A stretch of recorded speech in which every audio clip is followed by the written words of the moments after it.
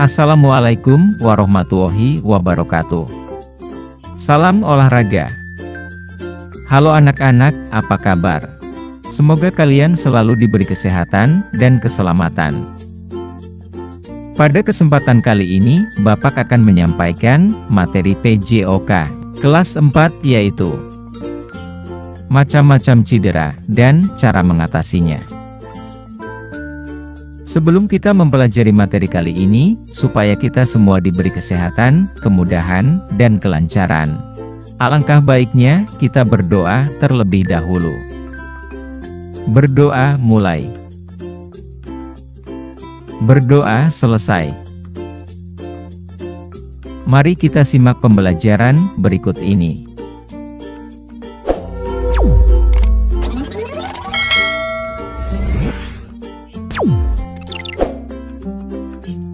Perlu Bapak sampaikan terlebih dahulu, apa itu tujuan pembelajaran kali ini, yaitu setelah mempelajari materi ini, diharapkan siswa mampu 1.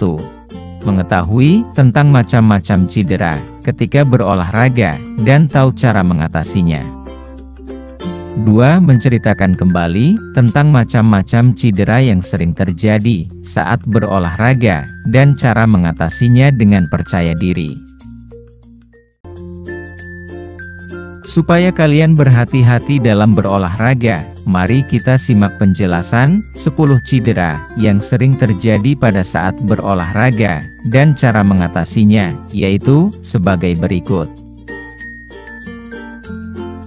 Yang pertama adalah cedera otot pergelangan kaki.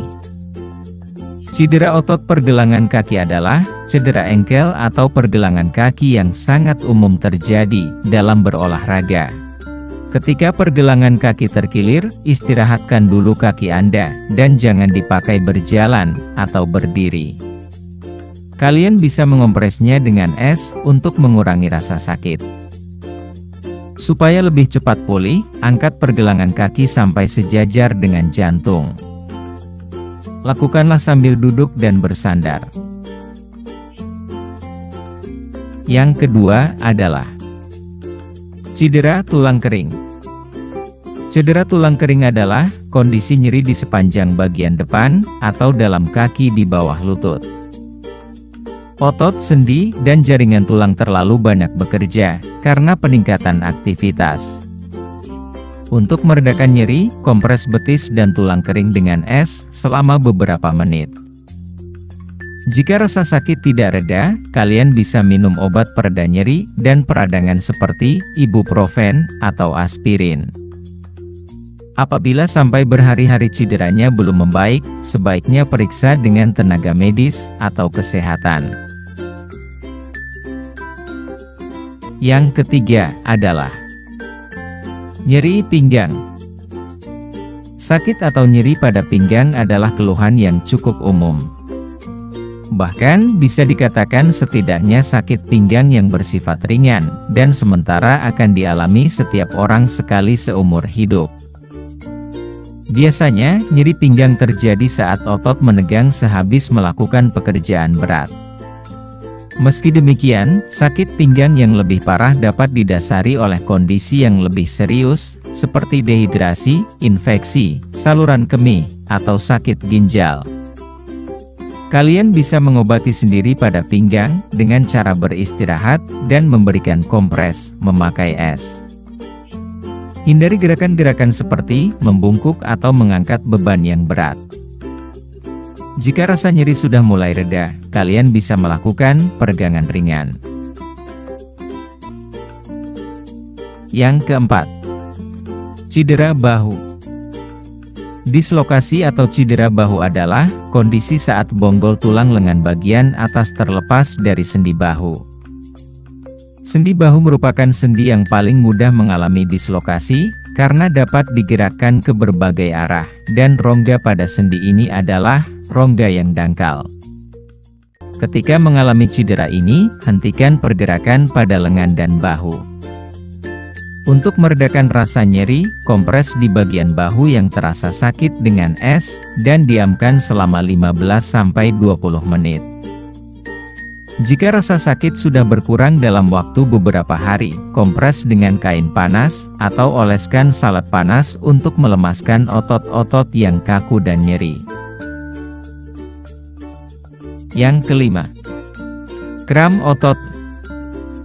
Kram otot, baik yang terjadi pada area kaki, atau area lainnya, merupakan kontraksi atau menegangnya otot dengan kuat, dan secara tiba-tiba. Kram bisa berlangsung selama beberapa detik, hingga beberapa menit, dan umum terjadi pada kaki. Saat kram menyerang, usahakan untuk tetap tenang, dan jangan panik. Lakukan peregangan ringan pada bagian yang kram, dan pijat dengan lembut, sambil digerak-gerakkan. Setelah kram hilang, jangan langsung melanjutkan olahraga. Biarkan otot-otot beristirahat dulu. Yang keenam, cedera lutut. Cedera ligamen lutut anterior atau cedera Achilles, atau disebut dengan anterior cruciate ligament, adalah kerusakan atau robekan pada ligamen lutut anterior. Ligamen lutut anterior merupakan ligamen yang menghubungkan tulang paha bagian bawah dengan tulang kering untuk menjaga kestabilan lutut. Kalau mengalami cedera pada lutut, sebaiknya beristirahat total agar lebih cepat pulih. Posisikan lutut agar selalu terangkat, misalnya dengan mengganjal pakai bantal agak tinggi saat berbaring. Untuk membantu mengurangi rasa sakit, lakukan pengompresan dengan es. Namun, jika cedera Anda tidak membaik setelah perawatan, segeralah konsultasi pada tenaga medis atau tenaga kesehatan profesional. Yang ketujuh, cedera siku. Dislokasi atau cedera siku adalah cedera sendi ketika tulang lengan bawah berubah posisi terhadap tulang lengan atas akibat trauma. Penanganan dislokasi siku bisa dilakukan dengan operasi atau tanpa operasi. Cedera siku merupakan salah satu jenis cedera ekstremitas atas yang sering dialami setelah dislokasi bahu. Dislokasi siku terjadi pada 10–25% dari seluruh cedera pada siku. Untuk mengurangi rasa sakit, kompres siku dan bagian yang sakit dengan es selama 20–30 menit setiap 4 jam sampai rasa nyeri reda. Bisa dilakukan dengan minum obat pereda nyeri dan peradangan untuk mempercepat penyembuhan. Yang kedelapan, cedera Achilles tendon. Tendon adalah jaringan yang menghubungkan tulang dan otot. Tendon Achilles merupakan tendon terbesar di tubuh manusia dan menghubungkan otot belakang betis ke tumit. Tendon Achilles berfungsi membantu Anda untuk berjalan maupun berjinjit. Cedera tendon Achilles adalah hal yang umum terjadi, terutama ketika Anda berolahraga. Gejala cedera tendon Achilles bisa ringan hingga berat, tergantung tingkat keparahan cedera. Jika mengalami cedera ini, Anda akan merasakan nyeri tajam yang muncul mendadak di bagian belakang pergelangan kaki. Kemudian akan kesulitan untuk berjalan. Cedera Achilles tendon umumnya akan pulih dengan sendirinya setelah mengistirahatkan kaki. Namun untuk meredakan nyeri, bisa dilakukan pengompresan dengan es dan mengangkat tumit lebih tinggi.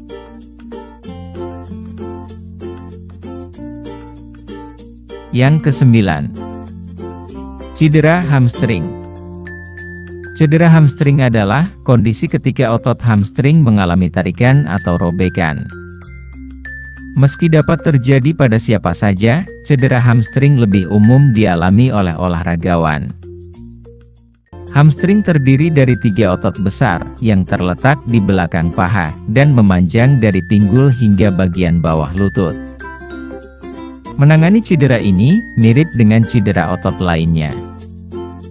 Cukup kompres dengan es, dan istirahatkan selama beberapa saat. Yang ke-10, cedera gegar otak. Gegar otak adalah bentuk ringan dari cedera otak traumatis yang mengakibatkan fungsi otak tidak normal. Kondisi ini biasanya terjadi akibat kepala terbentur, terpukul, atau jika tubuh bagian atas terguncang keras. Kondisi ini menyebabkan gejala seperti sakit kepala, hilang kesadaran, dan masalah ingatan, kesadaran, keseimbangan, dan koordinasi. Segera hubungi tenaga medis jika mengalami gejala-gejala tersebut. Hello Health Group dan Hello Sehat tidak menyediakan saran medis, diagnosis, maupun pengobatan.